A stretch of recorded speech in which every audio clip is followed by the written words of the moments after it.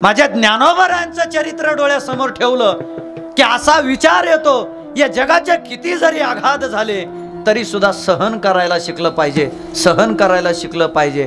का सहन करायला शिकलं पाहिजे? तुम्ही त्रास सहन केल्याशिवाय तुम्ही मोठे होत नाहीत।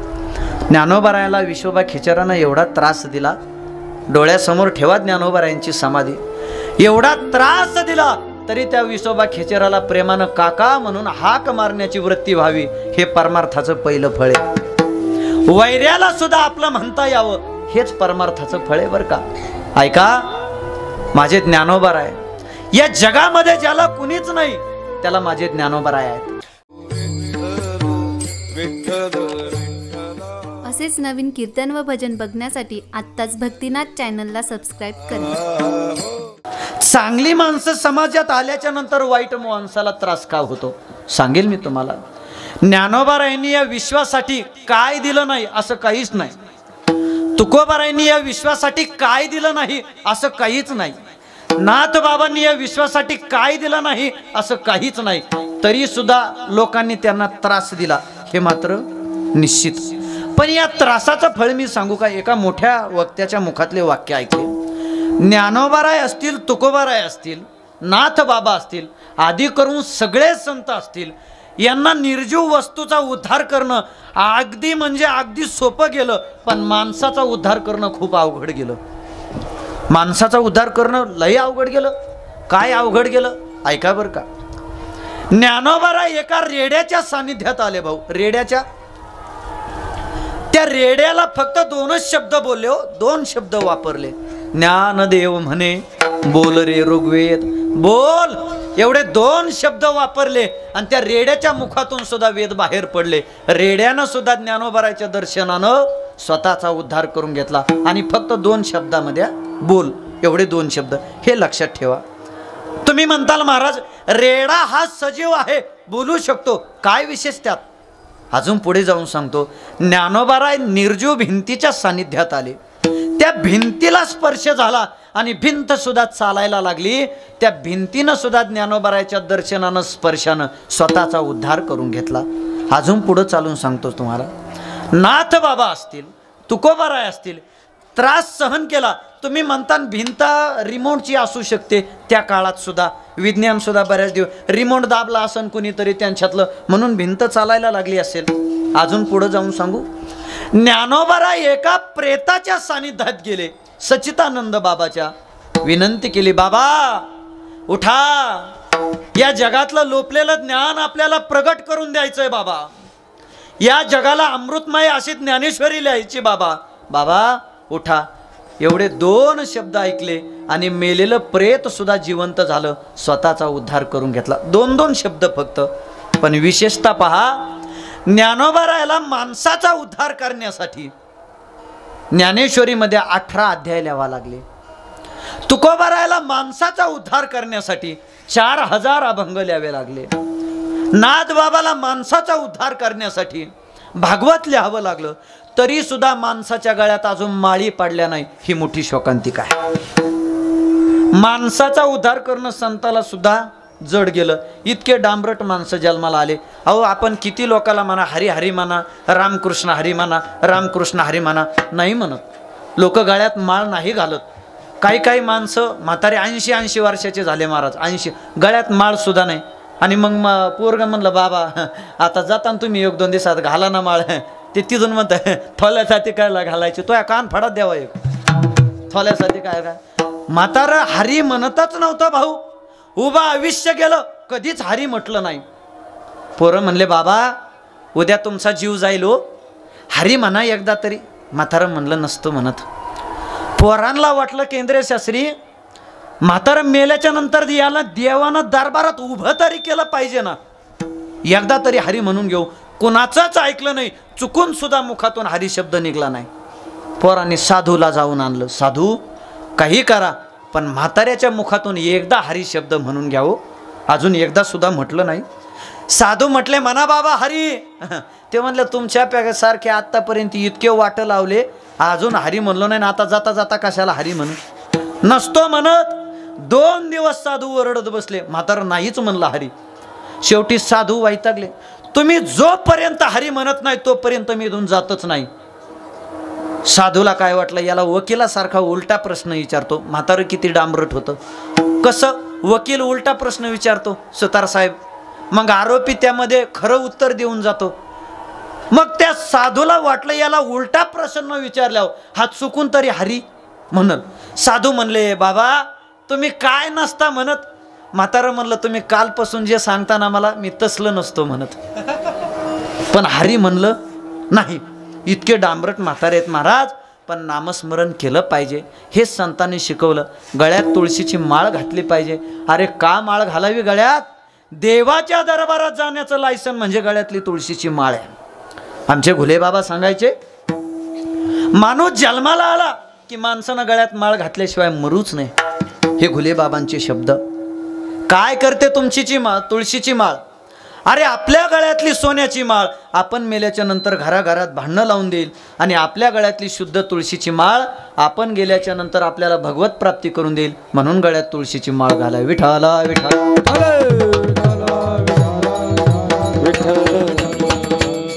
आणि आमच्या परिसराचं तर खऱ्या अर्थानं इतकं मोठं परम भाग्य आहे. वैकुंठवासी वामन भाऊ महाराज असतील, भगवान बाबा असतील, स्वामी निगमानंद बाबा असतील, आमच्यावर एवढ्यावर ज्यांचे संस्कार आहेत ना, ते ह्या 3 संतांचे संस्कार आहेत. हां, वामन भाऊला, भगवान बाबाला, निगमानंद बाबाला सुद्धा तेवढा त्रास सहन करावा लागला. ह्या 3 संताला सुद्धा बरं का, एकाला सुद्धा सुट्टी मिळाली नाही. पण सांगू, माझ्या ज्ञानोबरायांचं चरित्र डोळ्यासमोर ठेवलं की असा विचार येतो, या जगाचे किती जरी आघात झाले तरी सुद्धा सहन करायला शिकलं पाहिजे. सहन करायला शिकलं पाहिजे. का सहन करायला शिकलं पाहिजे? तुम्ही त्रास सहन केल्याशिवाय तुम्ही मोठे होत नाहीत. ज्ञानोबरायाला विश्वोबा खिचरानं एवढा त्रास दिला. डोळ्यासमोर ठेवा ज्ञानोबरायांची समाधी. एवढा त्रास दिला तरी त्या विश्वोबा खिचराला प्रेमानं काका म्हणून हाक मारण्याची वृत्ती व्हावी, हे परमार्थाचं पहिलं फळ आहे. वैऱ्याला सुद्धा आपलं म्हणता यावं, हेच परमार्थाचं फळ आहे बरं का. ऐका, माझे ज्ञानोबराय, या जगामध्ये ज्याला कुणीच नाही त्याला माझे ज्ञानोबराय आहेत. ज्ञानाबाई माझी अनाथाची माय, ज्ञानाबाई माझी अनाथाची माय, अनाथाची माय, ओ ज्ञानाबाई माझी एका जनार्दने पाय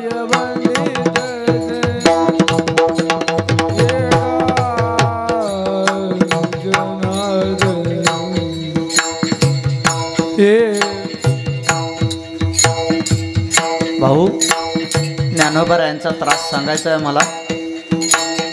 4 भावंड, माझे ज्ञानोबराय, माझी मुक्ताई, सोपान काका आणि निवृत्तीनाथ दादा. इंद्रायणीच्या काठावर यायचे स्नान करायला, आणि जेव्हा ज्ञानोबरायानं इंद्रायणीमध्ये स्नान केलं, विसोबा खेचरानं काठी घेऊन यावी एवढं मारलं माझ्या ज्ञानोबरायाला. अरे संन्याशाची पोरं आहात तुम्ही, इंद्रायणी बाटवली रे तुम्ही, इंद्रायणी बाटवली. ज्ञानोबरायाला वाटायचं केंद्रीय शासन, असा काय गुन्हा केला आम्ही, एका संन्याशाच्या पोटी जन्म घेतला.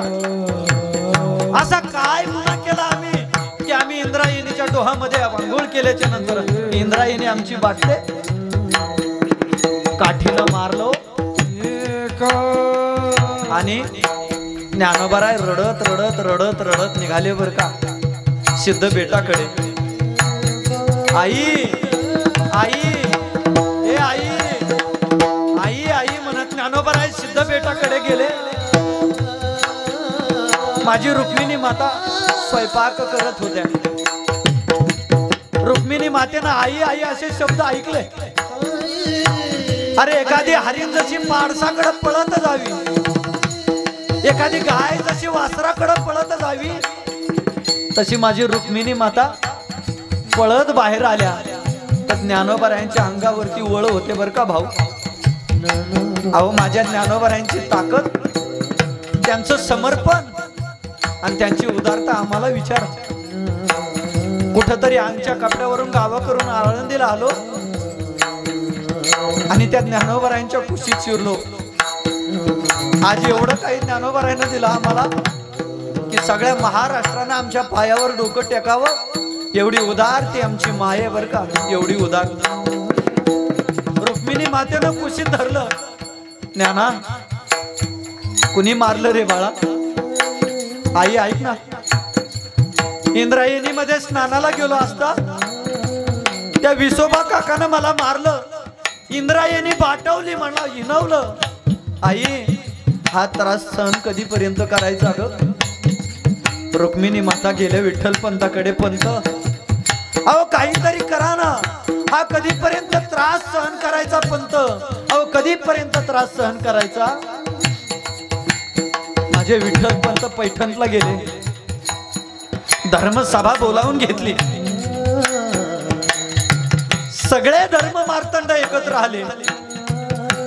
विठ्ठल पंतांना हात जोडावे. हो ऐका ना, असा काय गुन्हा केलाय की या समाजाचा त्रास आम्हाला एवढा सहन करावा लागतोय? माझे लेकरं इंद्रायणी मध्ये आंघोळीला गेले की आमच्या स्नानानं तुमची इंद्रायणी अपवित्र होते. एवढं काय पाप केलं? आम्हाला काहीतरी न्याय द्या, आम्हाला न्याय द्या हो. तेव्हा धर्म मार्तंडानं एकमेकाच्या चेहऱ्याकडे पाहावं. काय न्याय द्यावा, काय न्याय द्यावा? ताडकन एक धर्म मार्तंड उभा राहिला. तुम्हाला एकच न्याय आहे, तो न्याय म्हणजे देहांत प्रायश्चित्त. रडायला लागले माझे निवृत्त विठ्ठल पंत. देहांत प्रायश्चित्त. माझी 5 वर्षाची मुक्ताई डोळ्यासमोर उभी राहिली. आम्ही असताना सुद्धा जर या धर्म मार्तंडाचा एवढा त्रास सहन करावा लागतोय, आम्ही गेल्याच्या नंतर किती त्रास सहन करावा लागेल? ऐका, मनात आलं देहांत प्रायश्चित्त द्यायचंय ना, आता या गोदावरी मध्येच देतो घड्या. पण पुन्हा मनात विचार आला, रुक्मिणीचं मुख पाहतो ना, शेवटचं एकदा मी माझ्या मुक्ताईला कुशीत धरतो ना, शेवटचं एकदा मी माझ्या ज्ञानाच्या डोक्यावरून हात फिरवतो ना, आणि शेवटची एकदा माझ्या निवृत्तीनाथ दादावर जबाबदारी देतो ना, माझ्या लेकराला सांभाळ म्हणून. मजल दर मजल करत आले आळंदीला. आणि भाऊ, संध्याकाळची वेळ होती. सिद्ध बेटामध्ये आले. रुक्मिणी मातेनं हात धुवायला एक तांब्या भरून पाणी दिलं. आनंद वाटत होता रुक्मिणी मातेला. आता माझ्या लेकराला न्याय मिळणार, आता माझ्या लेकराचा त्रास बंद होणार. पण ऐका बर का, 2 पायाच्या मध्ये मुंडकं घालून विठ्ठल पंत रडताना पाहिले. कसं बस लेकराला जेवू घातलं. आखी रात्र गेली. सांगा ना पंत, का जेवले नाही हो तुम्ही? पंत, आपल्या लेकरांचा त्रास दूर होईल ना हो? पंत, आपल्या होत असलेला अन्याय नाहीसा होईल का हो? पंतानं रडावं. ए रुक्मिणी, आपल्या लेकराचा त्रास नाहीचा करायचा, दूर करायचा आहे ना, त्याच्यासाठी एक करावं लागेल बर का. काय करायचं सांगा ना? देहांत प्रायश्चित्त द्यावं लागेल रुक्मिणी. मी देणार देहाचा त्याग. तुम्ही लेकराचा बाप आहेत ना, तुम्ही लेकराची बापाची सावली ठेवा त्या लेकरावरती. पंतानं म्हणावं, रुक्मिणी, अरे बाप गेला तरी चालल, पण माय आईचं आणि बापाचं दोन्ही पण कार्य करत असते. माय लेकराला पाहिजे बर का, माय असणं गरजेचं आहे. कशी बशी ती रात्र गेली.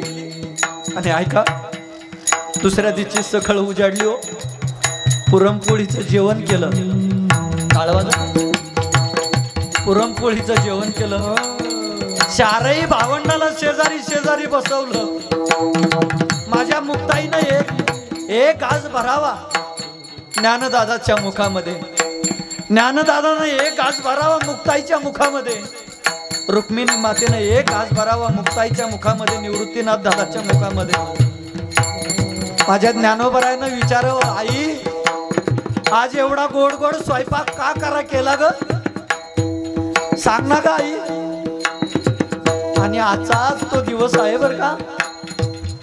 माझ्या ज्ञानोबरायानं तुमचा सगळ्याचा उद्धार करून आज समाधी घेतली आहे. तो आजचा दिवस म्हणून मला समाधी सांगायची. काय ज्ञानोबरायांचा त्रास येतो सांगायचा. हे आई एवढा गोड गोड स्वयंपाक का केला सांग ना ग. मुखातून ओद्गार बाहेर पडत नव्हते. हे मुक्ता काही नाही सहज केला. लेकराला खाऊ घातलं. संध्याकाळ झाली. सगळी लेकरं झोपी गेली. दुसऱ्या दिवशी पहाट झाली आणि देहांत प्रायचित्त देण्यासाठी जाण्याची वेळ झाली. पहाटेच्या 4 वाजल्या. भाऊ ऐका ना, माझ्या विठ्ठल पंतानं रुक्मिणीला डोक्यावरून हात फिरवला. ए रुक्मिणी अगं थांब ना ग तू इथं. माझ्या लेकराला माय म्हणून राहा ना ग तू इथं. नाही ऐकलं पंत, जिथं माझं कुंकूच जातंय तिथं मी राहून काय करू. ज्यानं जन्म दिलाय ना त्याला काळजी आहेच ना पंत. आता ऐका बर का. मुक्ताईला कुशीत धरलं आणि पंत पुढे निघले डोक्यावरून हात फिरून. रुक्मिणी मातेनं पंताबरोबर जावं. दरवाजापर्यंत गेली माय, नाही राहवलं. पुन्हा मागे आले रुक्मिणी माता. आता ऐका, आईचं अंतकरण होते. पुन्हा निवृत्तीनाथ दादाला कुशीमध्ये धरलं आणि असा अंबरडा फोडला. ए दादा, ए दादा, अरे माझ्या लेकराची माय होणार रे तू. आता आता माझ्या लेकराला आम्ही माय बाप नाहीत बर का. पुन्हा दरवाजापर्यंत गेल्या रुक्मिणी माता. आईचं अंतकरण होते. पुन्हा वापस आल्या. माझ्या सोपान काकाला धरलं कुशीमध्ये. आई ए सोपान काका, काका गावातले लोक तुम्हाला लेकरामध्ये खेळून देत नाहीत बर का. माझ्या मुक्ताई बरोबर काका तू खेळायचंस. माझ्या मुक्ताईला तू खाऊ घालायचंस. माझ्या मुक्ताईला गावातले कोणीही लेकरं जवळ येऊ देत नाही. संन्याशाचे लेकरं म्हणून हिणवतायत ना. पुन्हा दरवाजापर्यंत गेल्या रुक्मिणी माता. नाही रावलो. पुन्हा वापस आल्या आणि ज्ञानोबरायाच्या उशाला बसून अंबरडा फोडला. ज्ञाना, हे ज्ञाना,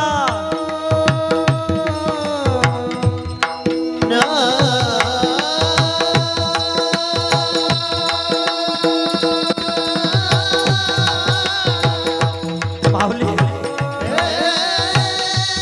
ऐका ना माऊली, आम्ही तुमचे मायबाप होतो. आज तुम्हाला सोडून या देहाचा त्याग करतो. आम्हाला माफ करा बर का. तुम्हाला सोडून आम्ही जातोय. आम्ही मोठं पाप करतोय. पण तुम्हाला या त्रासातून मुक्त करायचंय ना माऊली. ज्ञाना, यानंतर माझ्या मुक्ताईची माय तू व्हायचंच बर का. ज्ञाना तू व्हायचंच. ऐका ना, माझे ज्ञानोबराय फक्त मुक्ताईची माय नाही झाले बर का. या विश्वात माझ्या ज्ञानोबरायला मुक्ताई दिसली आणि या विश्वाची माय, अनाथाची माय माझे ज्ञानोबराय झाले. हे मोठे पण माझ्या माऊलीचं आहे बर का.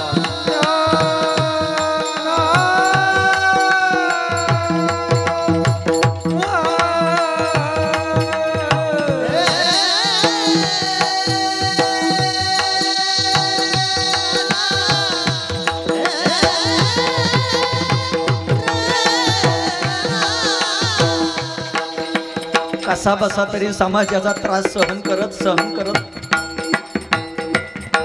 4ही भावंड मोठे झाले. तीर्थयात्रेला गेले. नामदेवराय बरोबर होते. तीर्थयात्रा करून पुन्हा वापस आले आणि ठरला आता मला समाधी घ्यायची.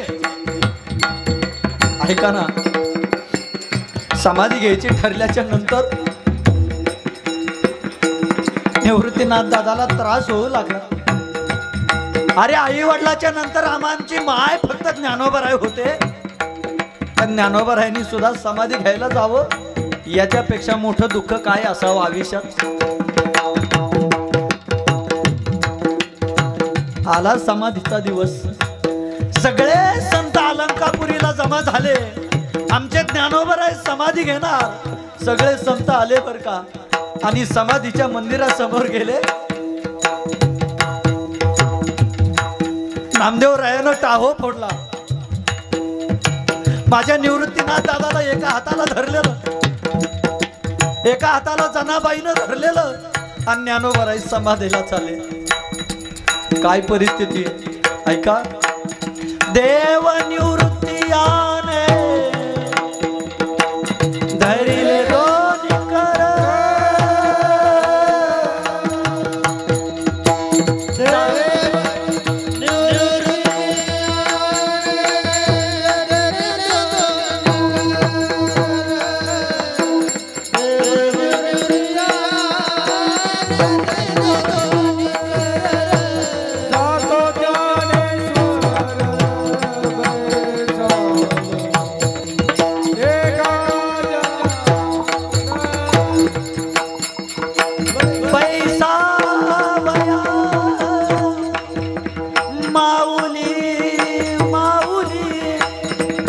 ज्ञानोबरायला हाताला धरलेलं नामदेव रायानं आणि समाधीला बसायला चालले बर का माऊली. हंबरडा फोडला निवृत्तीनाथ दादानं. ज्ञाना माझी मुक्ताई सुद्धा गडबडून लोळायला लागली हो. एकीकडे सोपान काका बसून रडतोय. मायबाप गेल्याच्या नंतर ज्ञानोबराय तुम्हीच आमची माय होता ना हो. तुम्ही सुद्धा समाधी घेतली ना आज. ऐका एवढा त्रास सहन केला तरी या जगावरती आघात केले नाही. परिणाम असा झाला सगळं जग यांना डोक्यावर घेतंय बर का.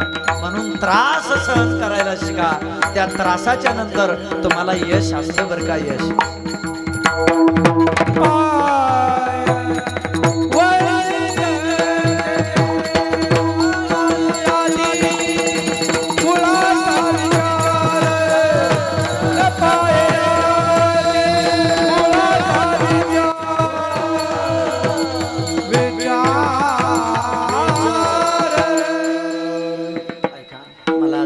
सांगायची होती. आज याच ज्ञानोबरायांनी समाधी घेतली.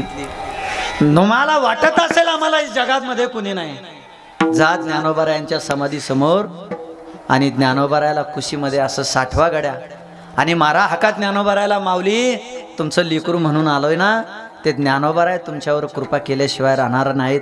आणि ज्या दिवशी ज्ञानोबरायांची कृपा झाली त्या दिवशी तुम्हाला या जगातल्या कोणाच्या आशीर्वादाची गरज नाही. विठ्ठल विठ्ठल.